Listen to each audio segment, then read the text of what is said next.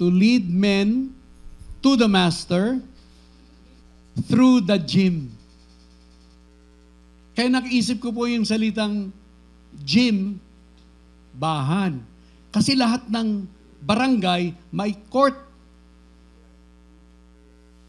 Pag merong sunog o merong ibibigay na ayuda dahil bumagyo, saan kayo imimit ni barangay captain o ni mayor? Sa basketball court. Pagka may fiesta, saan pupunta para manood ng mga liga at palabas? Saan? Sa basketball court. Ang mga bata, hindi nyo nahanapin, nasa court yan. Tinuturo ko lang sa inyo kung saan pinaka-the best mag-church plant. Punta lang kayo doon sa court. Libre pa. Sino sa inyo, pagka maglalaro, tinataboy kayo nung maliit kayo dahil mainit? Pag maganda na, dumating ang mga lalaki, sabi sa inyo, tumabi na kayo dyan, maglalaro na ang mga malalaki. Sino sa inyo ang lumaki na naetsapuera? Taas kang kamay. Naetsapuera kayo.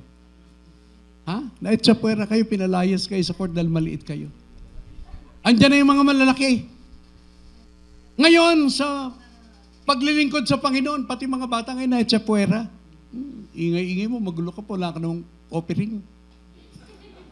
Practical ang pastor eh. Pero, ang mga mayayaman pong company, katulad ng Jollibee. Sino sa inyong gustong-gusto ng Jollibee? Jollibee ako. Jollibee. Mga bata, di ba? Sinong target nila? Ba't sila kumikita? Pag umiyak ang bata, gusto niya ng Chicken Joy. Tatay si Lolo, huwag ka na umiyak anak. Bibili kita ng Chicken Joy. Disney. May pera ba ang Disney? Oh yeah. Billion yan. Sinong target? So ang pastor pala, pag tumarget ng bata, mahihirapan lang sa umpisa. Sa dulo, may pagpapala. Ayun, binaksak na. Amen. Ang sabi ng bumaksak, Amen! Ganyan talaga yan. Mga kapatid, wag nyo lang salohin ang trabaho kasi community yan eh. Pastor, mahirapan ka. Isama mo yung barangay captain, isama mo yung businessman. Kasi walang pera, pero tuturuan kayo paano maghanap. Punta kayo sa businessman. Ba't ba yung mga liga natutuloy? Bakit? May manager sa community. Manager, uniform naman dyan oh. Pumapayag naman. Humingi ka lang. At kung ako, ang hawak ko ay mga bata, kakapalan ko ang mukha ko. Hindi naman para sa akin. Para naman sa tsinelas ng bata. Para naman sa Coke, hamburger ba? Hamburger.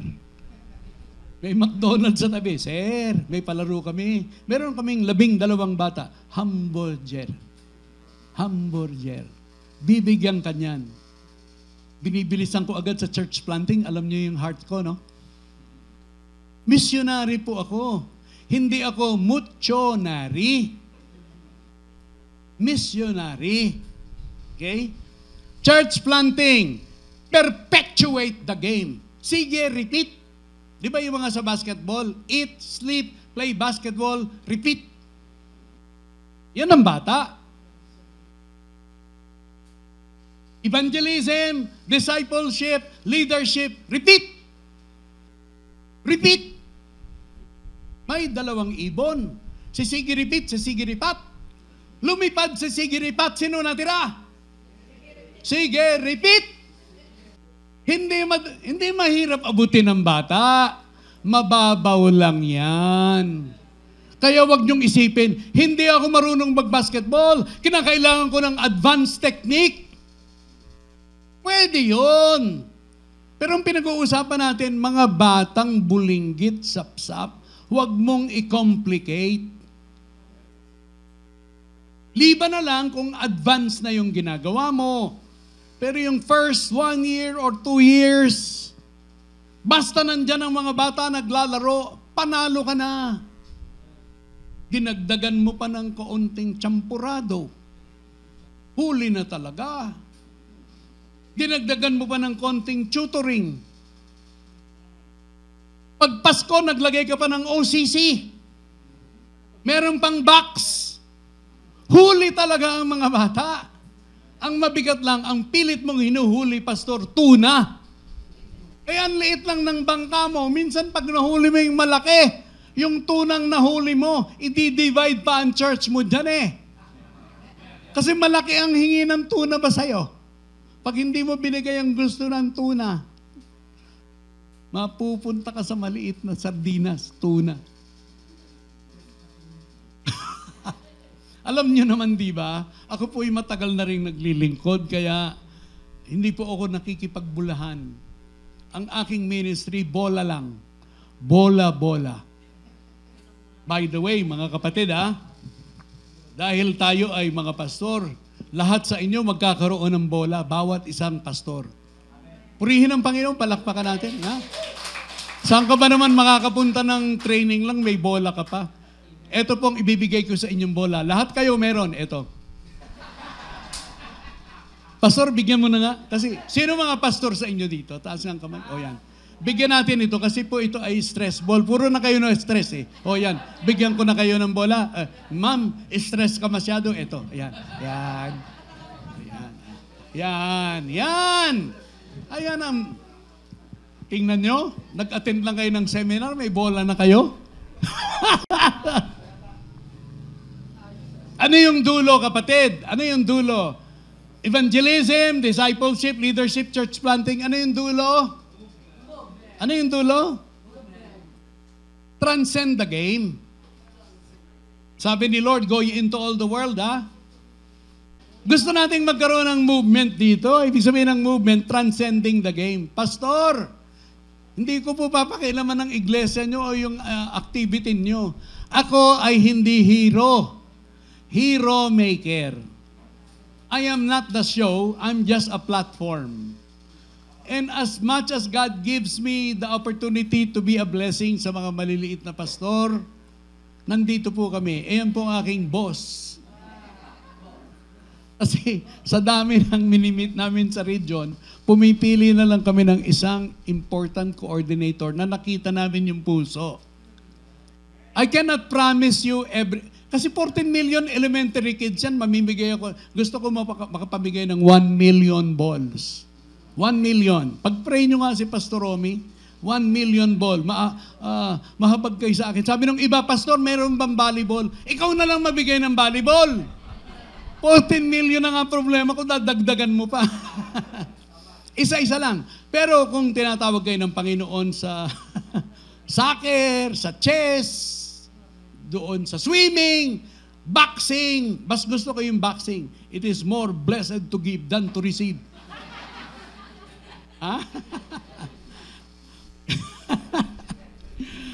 Sa bagay sa mga churches natin, boxing, Ang thought ko po is to raise champions. Nakikita nyo ba yung overall feel nitong ministry na to? Yung mga hindi na natin pinapansin, alam na natin ito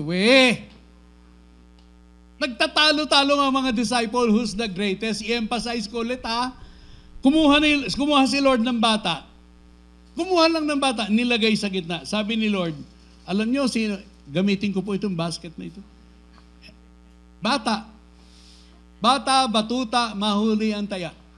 Bata, sabi ni Lord, ba't ba kayo nag-aaway sa daan? Tumahimik kasi nakakahiya.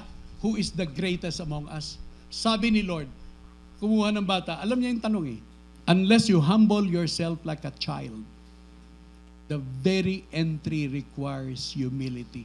Kumuha si Lord ng bata. Sabi niya, unless you humble yourself like a child. Isipin nyo, nandun si Michael Jordan, nandun si Jesus, pinag-aawayan nila, who is the greatest? Hanggang ngayon, pinag-aawayan pa yan.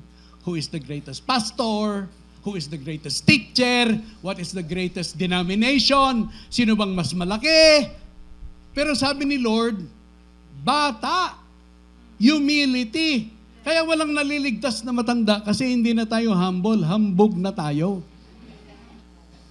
Unless you humble yourself like a child, you cannot enter the kingdom. The very entry requires humility. Wala tayo noon. Ang mga bata meron. Second if you welcome the children, you welcome me. Kaya pala wala yung presence ni Jesus sa inyo, hindi nyo wini-welcome yung mga bata. Third, if you hurt them, sexually molest them, better for you to tie a millstone in your neck and jump in the deepest part of the sea.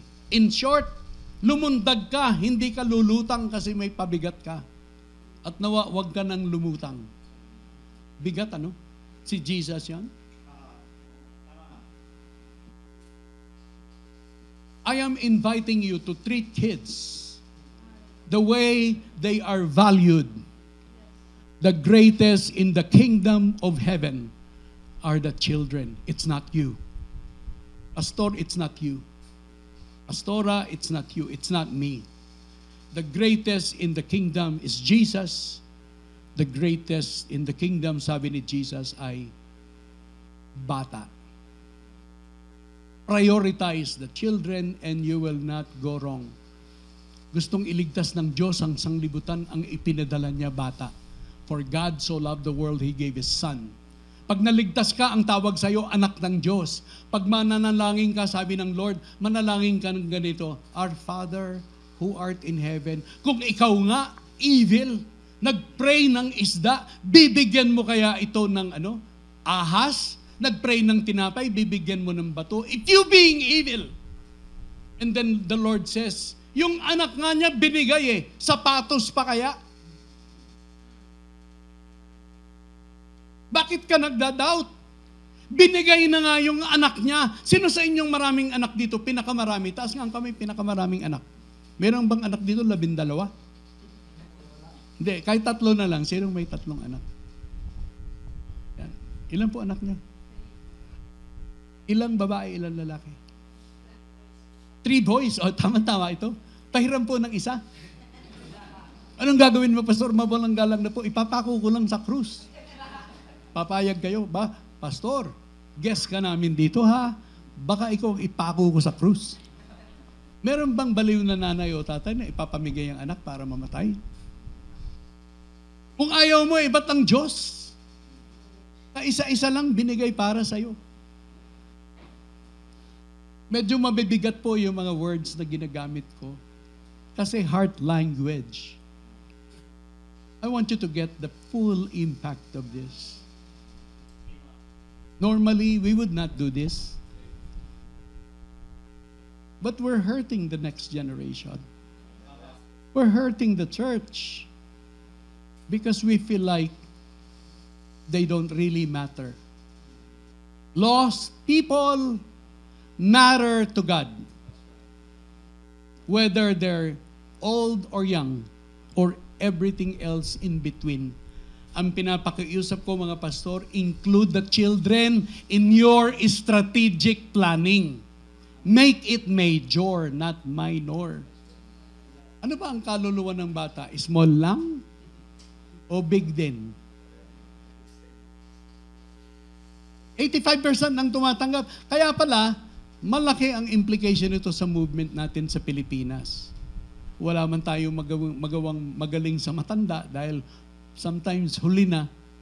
Baka yung mga anak, yung mga apo, nandun ang pag-asa. Isama natin sila. Bulinggit pa lang. Para kang, sino sa inyong fisherman dito? Fisherman. Wala, puro yata planter ito.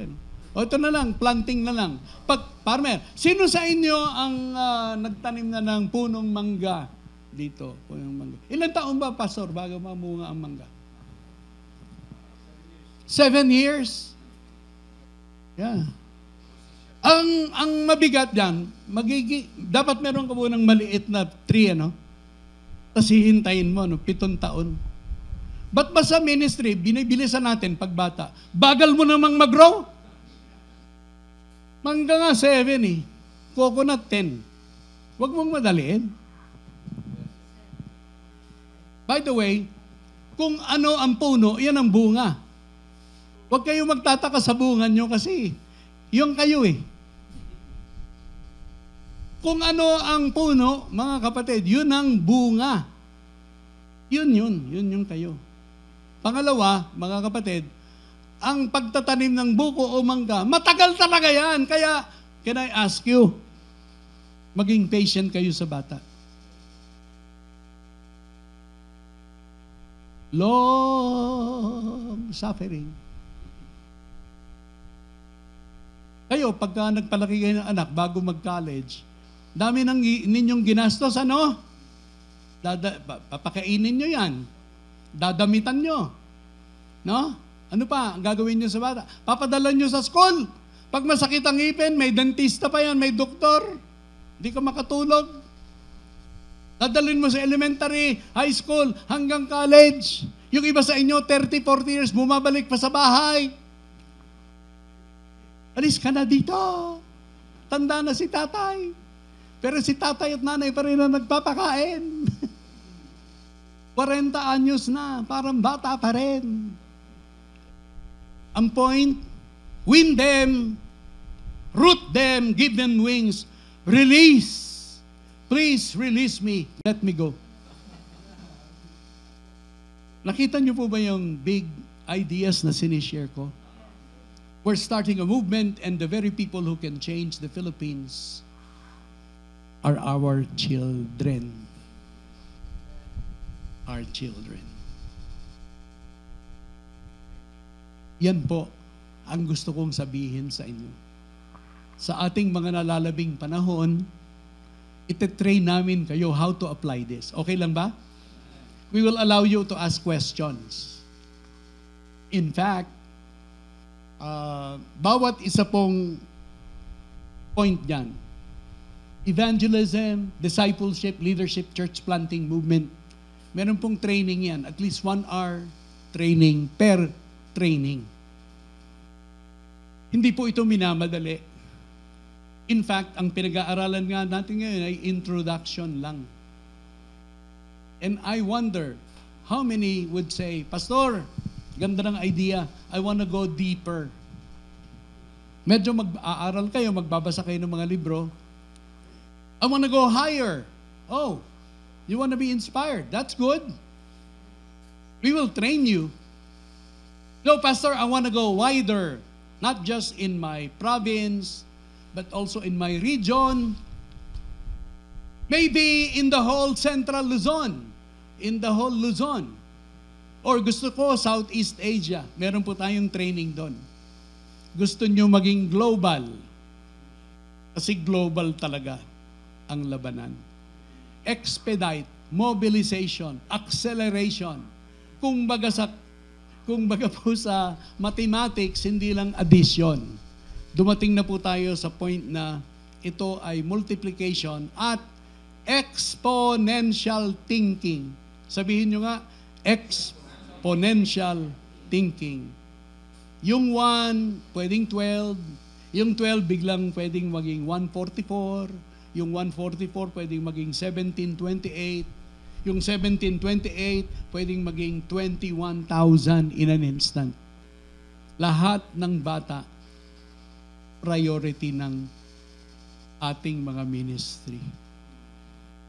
By the way, remember, the guy who invented basketball, si Naismith, di niya alam kung anong nangyari sa sport na to. Kumuha lang siya ng 2 basket. Tama-tama ito, may basket. Oh. Sabi ni Naismith, ipako mo doon, 10 feet, ipako mo dyan, 10 feet. Yun ang umpisa ng basketball. Pastor, ba't mo alam? Ang kapatid ko po ay nasa Boston. In fact, 3 beses na po akong pumunta sa NBA Hall of Fame. Sino sa inyong anak ng fisherman dito? Meron ba? O anak ng sundalo? Anak ng sundalo. Old soldiers never die. They just fade away. Old fishermen never die. They just smell that way. Amoy malansa lang. Magandang tanghalian po. Itong kakantahin ko ay paborito ng aming anak. Nabanggit ni Pastor Romy kanina, nung pinanganak siya, na-bypass siya 2 beses. Pinanganak siya sa Amerika.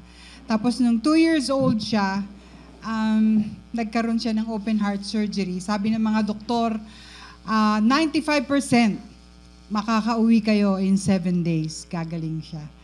Pero may ibang plano ang Panginoon. 7 days, lumabas kami sa hospital, hindi namin siya kasama. kinuha siya ng Panginoon.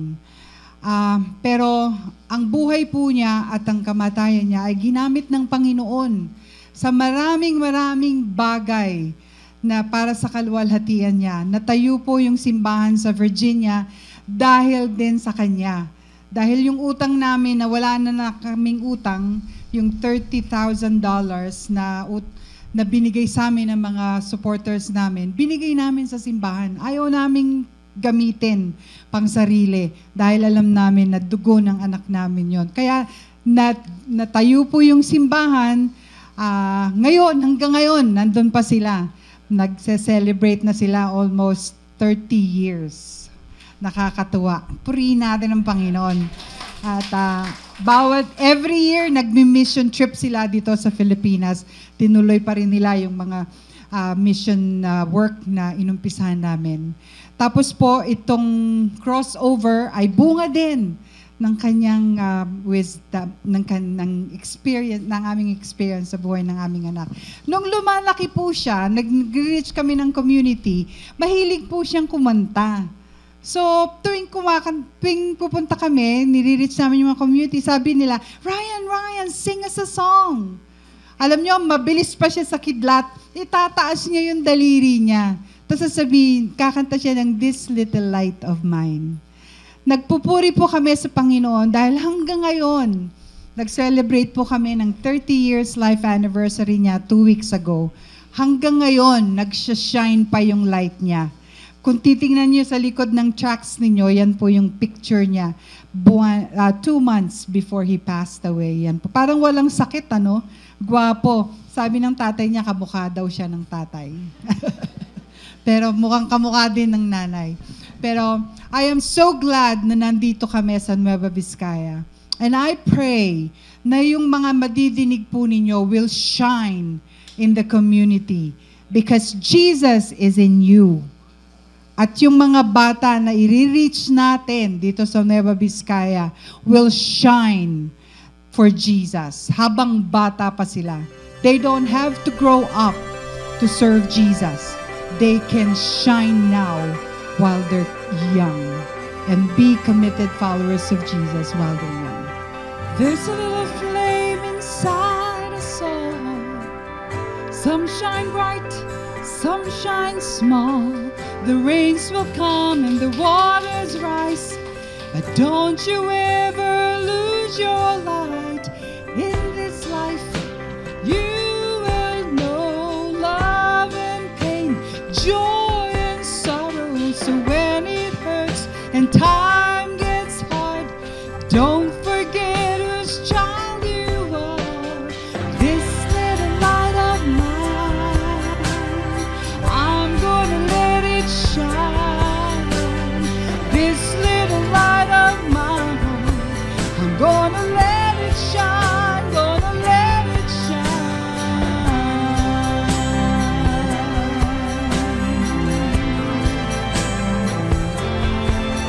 May you live each day with no regret. Make the most of every chance you get. Let your eyes get wide when you look at the stars with the same sense of wonder as a child's heart. With the ones you love, treasure the time. And for those who are gone, keep the memories alive.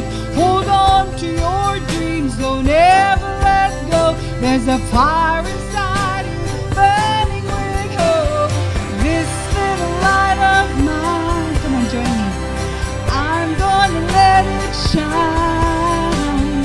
This little light of mine, I'm gonna let it shine, gonna let it shine. There will be days when you wanna give up, when the clouds settle in. But after the rain comes the sun, don't you ever forget. Don't forget. Sabi mo sa katabi mo, don't forget. Ito ang masaya dito. One day there will be no more pain, and we will finally see Jesus' face. But until then, I'm gonna try to brave the dark and let my little light shine. Come on, sing it with me. This little light of mine, I'm gonna let it shine. Taas nyo nga yung mga light nyo. This little light of mine, I'm gonna let it shine. Gonna let it, one more time, come on. This little light of mine, I'm gonna let it shine. This little light of mine, I'm gonna let it shine. Gonna let it shine. Let it shine. Sabihin niyo sa katabi niyo, let it shine. There's a little light inside us all. Shine natin yung light natin.